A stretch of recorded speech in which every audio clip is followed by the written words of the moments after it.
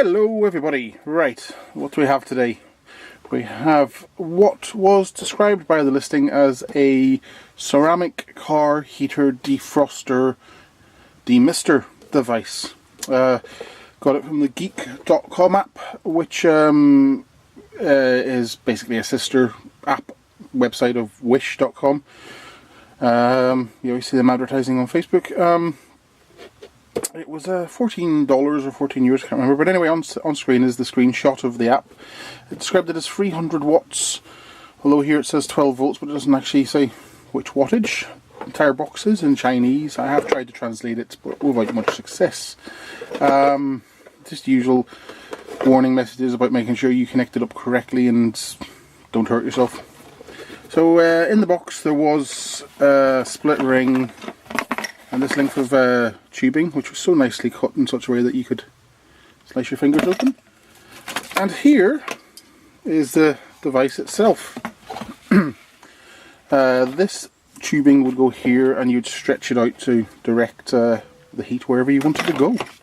And here's the split ring for, not split ring, the clamp ring for tightening it on. Now, I've actually made a few modifications to this for the test. The leads coming out of it, and there's two sets of leads. There's two thin red and black ones, live and neutral, and two thick ones, live and neutral. And they're not very long, so I added on these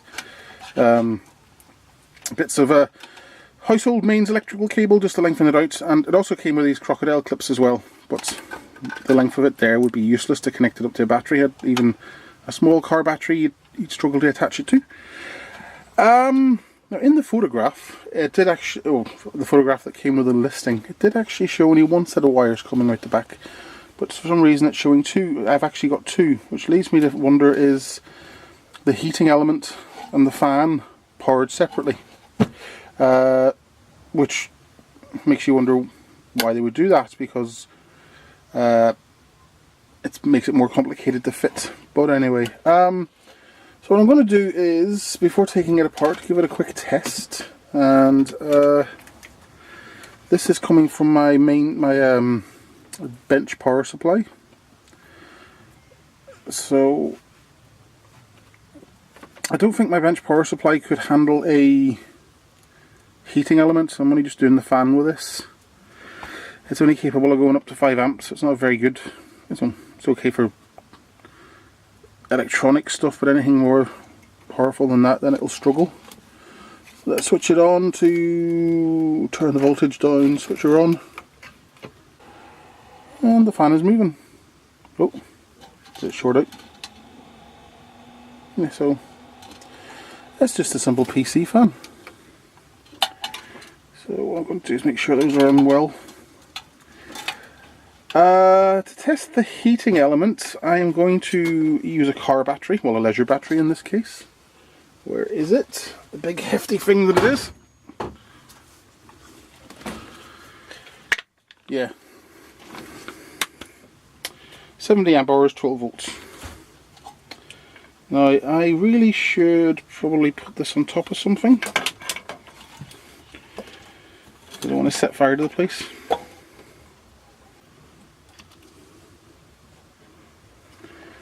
So I'll switch on the power supply to get the fan going.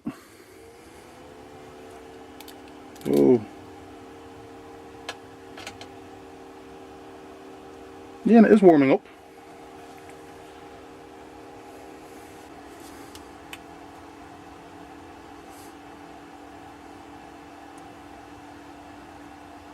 So the heating element itself is pretty hot.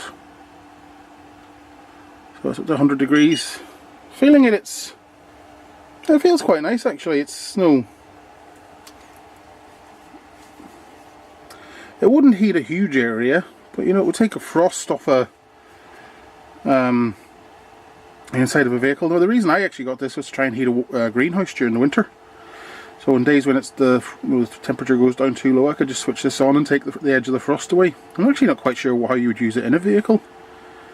My wife comes from upstate New York, where it's quite normal for people to fit remote starts to their vehicles.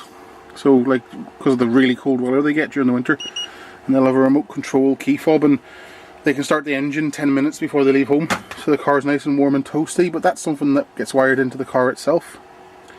Now my concern with this is what happens if the fan goes off. So I'm turning the fan off, the heater's still on. Oh, I can feel the heat really ramping up.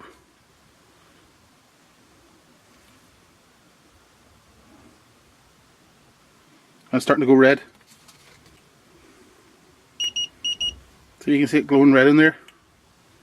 308. Yeah, I'm turning this off, turning the fan on, and doing that. Yeah, looks a bit dangerous, doesn't it?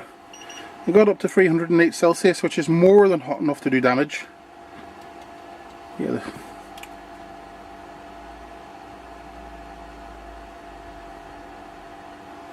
Now the fan element, the heating element's off, but it's still up fairly high. But it's coming down now, the fan's on. So what I'm going to do is give this a few minutes to chill down, and then I will take it apart.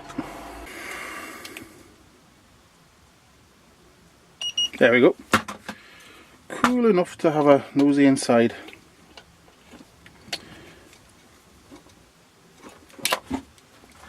So, first of all, screwdriver. I'm kind of expecting this to be fairly basic on the inside. I always suspect that there's no thermal cutout because this should have shut off when the fan shut down, because then there was a sudden ramping up in temperature and the heating element itself turned red. Kind of makes you worry about how safe this thing is. Of course it's not safe. I don't think anyone would need to be an expert to figure that out.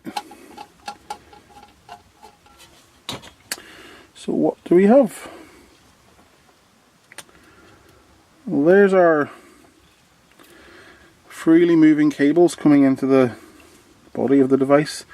These gaskets or glands are really only there to stop the wires rubbing against the body, which the edges are quite sharp. They don't offer any strain or tension release. So yeah, the thick wires coming in, bit of a heat proofing material there. They split into a loop and, oh Jesus, look at that. Do you see that? Don't rate that heat proofing material very much, but it seems to be pointless having heat proofing material here when you're just above this cheap PC fan, which I'm sure is the cheapest one they could find. Appears to be some kind of mineral board here acting to hold up the elements and keep them act as an insulator, but it's very flimsy. It's already broken there. Yeah, let's see what the resistance is on this.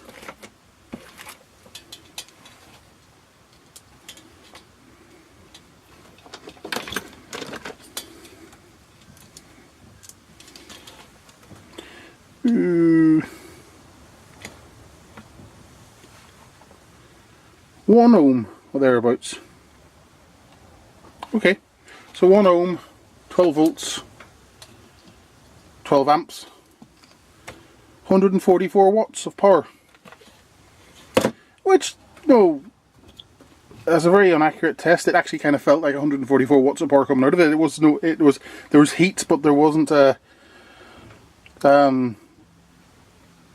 I wouldn't warm up a big area. It would just take the frost off. So there you go. It's really quite unsafe, and there doesn't appear to be any circuitry in here to act as a thermal protection. There's no thermal fuse. There's nothing like that. Basically, if it overheats, it'll keep going until something catches fire or the element melts. Yeah, it's a bit rubbish, really. No, really, it's crap. But I'm kind of wondering what you would actually use it for. Like the picture in the box implies using it in a truck in cold weather, but I'm really not quite sure if that would be safe. Would you want that in your petrol or oil in your engine bay? I personally wouldn't. Yeah, I'm really not quite sure what it's useful for. It's just too dangerous, even for people who are willing to take risks. Yeah, I'm bemused by this. I'm not quite sure what the point of it is, or who would use it. Suffice to say, anyone who does use it is running the risk of a big fire. So, there you go. Cheerio, take care, bye bye.